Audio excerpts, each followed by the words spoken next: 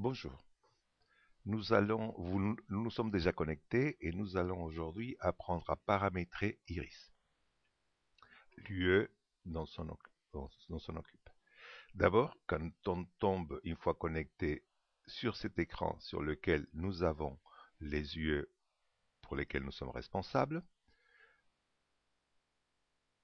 l'UE peut apparaître grisée comme il apparaît ici, ça veut dire qu'elle n'est pas vue par les étudiants, ou apparaître non grisée, et à ce moment-là, les étudiants ont droit d'y accéder. Ça, c'est la première chose, on va apprendre donc à la rendre visible par l'étudiant. Deuxièmement, nous avons mis ici un petit message d'accueil. Coucou les petits, mais ça peut être matériel pour préparer l'examen de juin, ou UE de thème et version, etc. Donc, nous allons rentrer dans l'UE, nous avons droit, même si les étudiants ne peuvent pas y accéder. Et une fois que nous sommes sur cet écran-là, celui-là, et regardez bien, cette UE-là, vous avez ici version, thème, linguistique, etc. Un certain nombre d'étagères.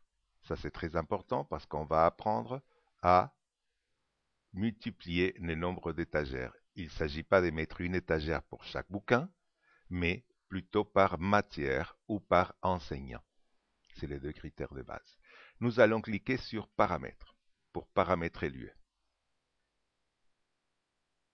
Donc, regardons ce que nous avons.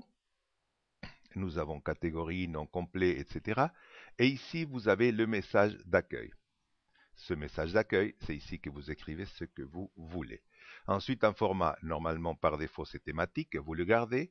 Nombre de sections, c'est justement le nombre d'étagères que vous voudrez. Donc ici, vous marquez 2, 3, 4. Il ne s'agit pas de créer une UE pour thème, une UE pour version, mais une étagère pour thème, une étagère pour version. C'est beaucoup plus facile à manipuler si nous avons des étagères. Donc, il faut réfléchir avant d'arriver à cet écran le nombre d'étagères qu'on veut. En principe, je vous dis, il faut être relativement simple, thème, version, linguistique, thème, version, orale dans d'autres cas, euh, cours magistral Amérique latine, cours magistral Espagne, etc., etc. Nous continuons à descendre, on ne touche à rien, on ne touche à rien, on ne touche à rien. Par contre ici, disponibilité, ça c'est très important, ce cours n'est pas ouvert aux étudiants.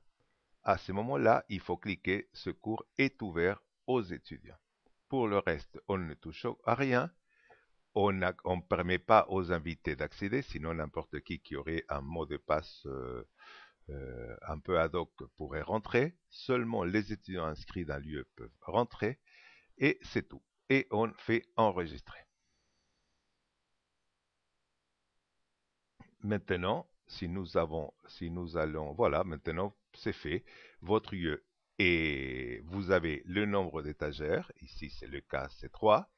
Et vous avez aussi votre UE visible par les étudiants.